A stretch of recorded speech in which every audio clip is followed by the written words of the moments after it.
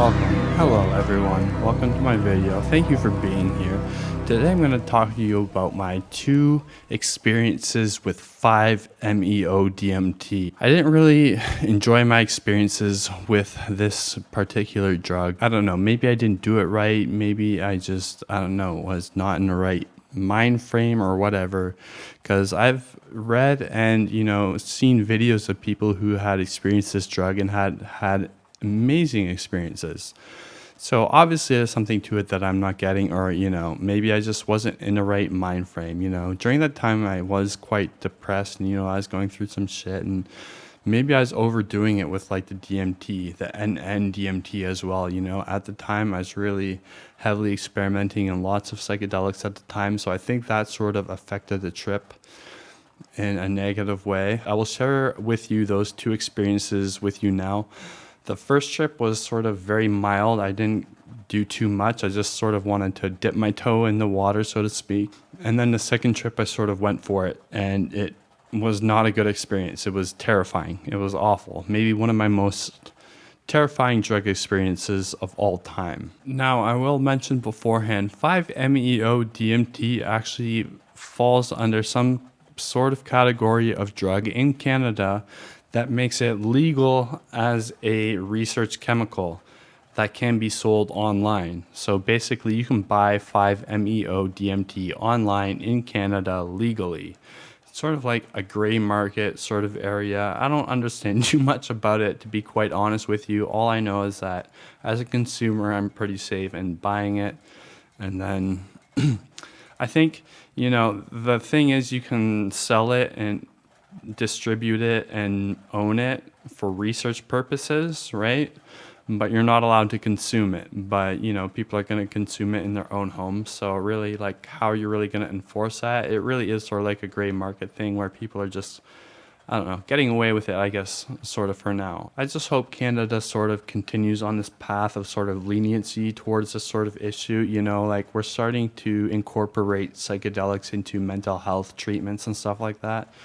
And I think that's great. I think there's countries in Europe that are already like ahead of us and that sort of thing. So anyways, hopefully that doesn't change. But anyways, this was over a year and a half ago about. I forget exactly when this was. I would place it about 18 months ago. I'm not quite sure, but I ordered some 5-MeO-DMT off of a reputable research chemical distributor in Western Canada that I always get my research chemicals from, that I always have.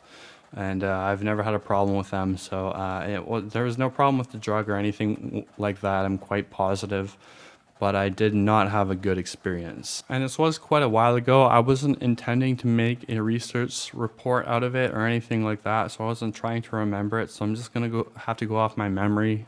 I can't say 100% sure if this is exactly how it happened, but I'm being honest to the best of my ability. I promise you that. It was about a year and a half ago, and I forget exactly the method I smoked it. I tried looking online for methods of smoking it to see if something would sort of jog my memory, but I don't know. I'm pretty sure what I did was I melted it into a liquid. Just bare, like, I don't remember how I did this, but I'm pretty sure I remember I melted it into a sort of liquid and then sort of let it cool down into like a sort of paste. And then I mixed it around with some weed that was either weed that I vaporized and was inert otherwise.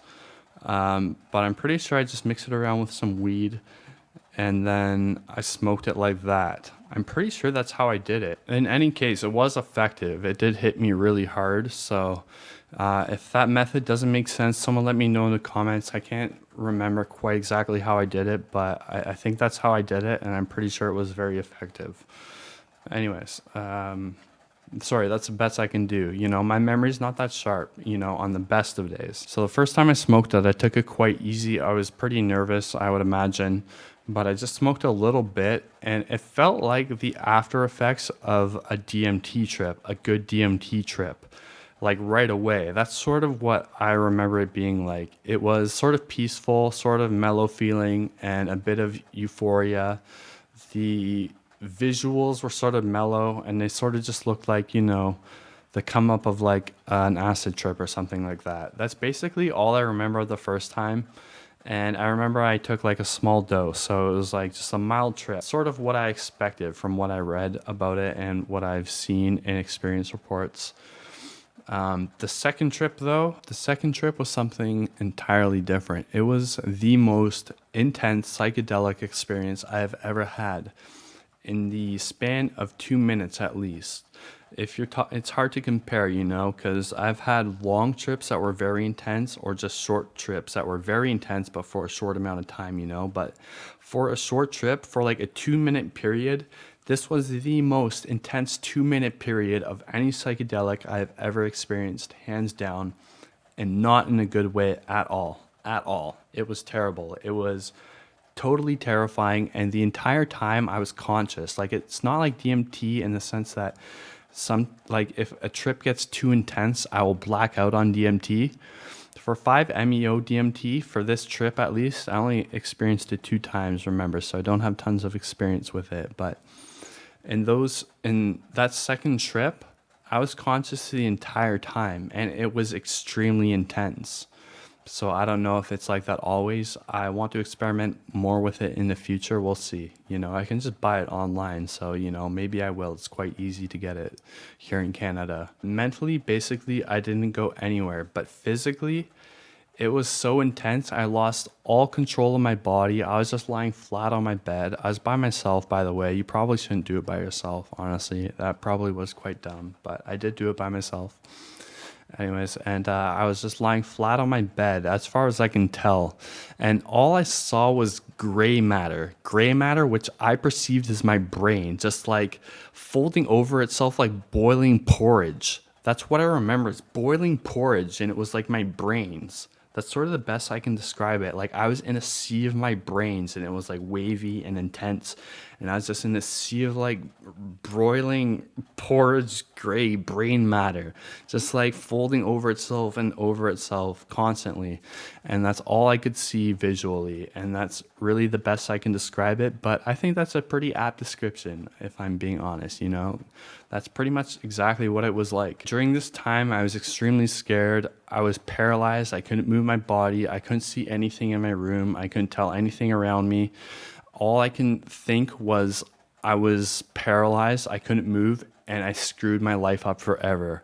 That was the only thought on my mind as I was paralyzed. I fucked up my life forever. And I thought I was paralyzed. I remember thinking about my family. I'm like, oh my God, my family's gonna have to take care of me. And I remember specifically thinking about the cigarette ad that Canada has on cigarette packages to, like deter sales of tobacco. It's like an anti-tobacco sales campaign or whatever. But the ads on Canada's cigarette packages are pretty gnarly. So I'm gonna show some of those to you now. If you're squeamish, sort of look away. But if you're a Canadian smoker, you look at these every day.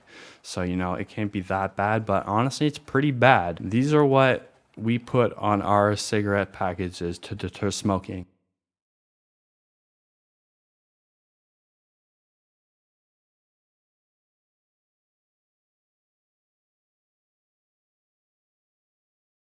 And honestly, I'm all for it. I used to smoke. I only smoked for about 3 years, but I quit smoking. I'm so thankful I did. It was, I've been addicted to several things in my lifetime. And when I was smoking cigarettes, at one point I realized this is the one addiction I don't get anything out of. I don't even get high. All it does is satiate the craving. You get a craving, and then you smoke and it brings you back to normal. It's not like you don't get a high from it. So at one point I realized that, and I quit. I know it's a lot harder for some people who have been smoking years, decades even. I only been smoking 3 years, but at one point you just get to a point where it's easy, and I don't even crave them anymore. They gross me out. Anytime I try one. Anyways, I'm not going to preach. Oh, right. So while I was in that mindset, I was roiling around in this sea of brain matter, like paralyzed, thinking I screwed up my life. And I was seeing this one specific ad. This is the one that stuck with me of all those ads. Was this one of this like middle-aged man getting help to the bathroom, and for some reason that was sticking with me, and I was thinking of my like family having to help me and stuff, and all that, and I was just really I thought that was my fate. I thought I screwed everything up. I shouldn't have smoked this stuff. I got this stuff online and I smoked it.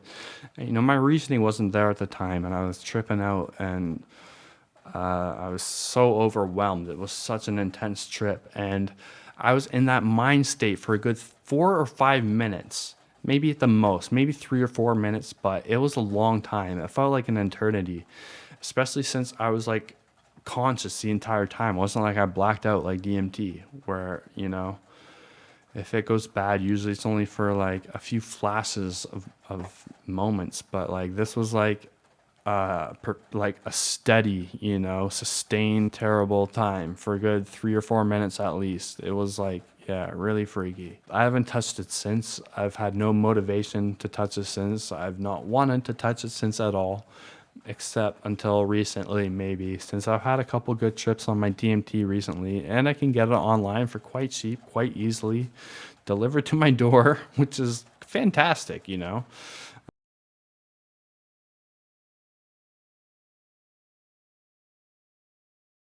Hey you guys, this is the next day. I don't know if you can tell, but I was actually quite drunk in that video last night when I recorded that. I was like repeating stuff, and I left out a few things that I meant to mention. Is the dose. First of all, I don't remember the dose I did, but I'm pretty sure I probably just would have taken a medium dose, like a recommended dose for breaking through. I don't know what that is, like 7, 8 milligrams, something like that. Also, I had a cheap scale, so it didn't go to 3 digits. So, it's not that accurate at those low levels, which probably isn't great for a drug like 5-MeO-DMT where you need such small amounts. But it was probably under 10 milligrams, I'm guessing. I wouldn't do like a huge heroic dose on my first try. Doesn't sound like something I'd do. So you can just assume it was like a regular dose. And then also, what was I going to say? Oh yeah, I meant to just talk more about the trip itself. While that like roiling brain matter C thing was going on, it felt like an extremely intense head rush. I don't know if any of you have taken SSRIs before and have gotten brain zaps when doing withdrawals. Basically, they're like really short, sharp head rushes. That's the best I can sort of describe it. It's very uncomfortable, and it just seems like a really acute, like intense head rush that lasts for like a split second, really. And then you're sort of like confused for a second after that. It's really uncomfortable. It's not pleasant at all. And then also, it's sort of like in between that and just a regular head rush, like if you stand up too quick, low blood pressure or something like that, and you feel like you're gonna like fall over, your vision might go black, and you also might get confused for a second. If you get a really intense one, you'll get confused. I've had those before. Anyways, the entire time I was tripping, it was like that, basically. It was like a sustained, intense head rush through that entire time. So other than the visuals and the thoughts, there was also that physical aspect, which might have been the most prominent part of the entire trip. That's part of why I thought like, oh, I screwed my brain up. Like, this isn't normal. And it didn't feel normal. Like, it was weird. It wasn't like a psychedelic experience at all. I didn't see anything cool or think anything cool or get taken anywhere. It just seemed like I smoked a poison or something. So it's a weird psychedelic. You definitely gotta be in the right mind frame. I recommend a sitter, someone who knows what they're doing. I didn't really, but just everything that goes for DMT, I think you should apply to 5-MeO-DMT, but even more, because yeah, that one trip was scarier than any DMT trip I've had for different reasons. It was like I felt like I screwed up my body physically, where DMT might scare me because there's an alien, trying to cut off my head or something like that.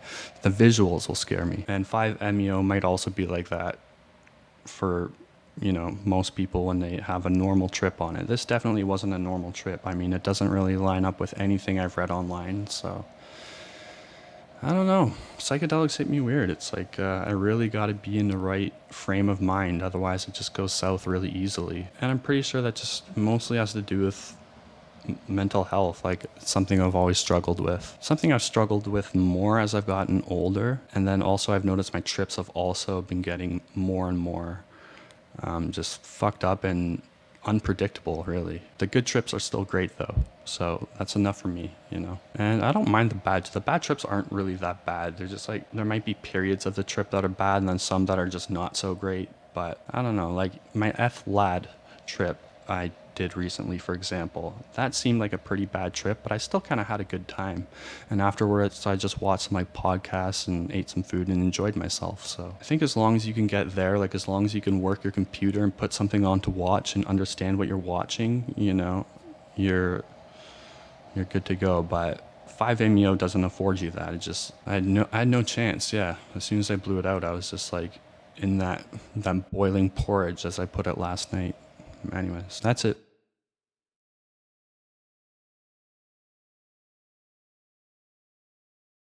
Um, you know, maybe I will try it out again because I'm pretty sure the reason I had such a bad experience with it those two times was just because I was in a really sort of rough mental state at the time. I wasn't doing too well in terms of my depression. You know, I was quite depressed and I was going quite heavily on the psychedelics and stuff like that. So I feel like I'm, you know, in a good state of mind to try it now. Maybe in January, you know, I'll revisit that and I'll report on that or something like that. But yeah, you know, I got more of everything coming. I got more trip reports coming, acids soon, mushrooms soon, and then also I got one more DMT trip left, I think. And then maybe I'll have to see about getting some more. We'll see how that goes. The 5-MeO. I'm looking into all sorts of stuff. And then all my Ellie Smith fans, I haven't forgotten about you, of course. That was the original purpose of my channel, was Ellie Smith content and covering him and stuff. I got some big stuff coming for Ellie Smith. I got a Ellie Smith documentary I'm sort of working on. It's a fan project. It's a passion-based project. I'm not going to be monetizing it. There's going to be Ellie Smith audio in it and stuff like that. It's purely a passion project. It's not going to be a biography on his life. It's going to be more focused on, because there's documentaries that have done that quite well, I think. You know, Heaven Adores You, I thought was pretty good for that. But it's going to be more of a focus on his music and who he was. And I'm going to be looking at concert footage of his and just stuff like that. And that's going to be a big video. And that's not going to be ready for quite a while, but don't worry, I got tons of Ellie Smith stuff coming too, and then trip reports coming too. I got stuff for everyone coming.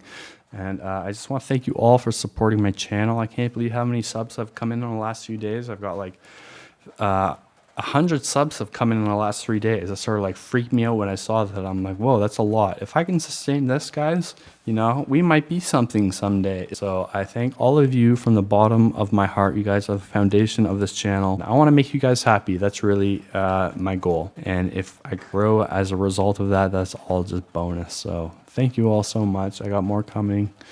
And that's it. Cheers. Have a great night, day, morning, whatever it is for you. Just have a great day, you know.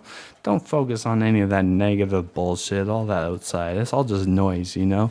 Just focus on whatever you're doing at the moment and you'll be all right, you know.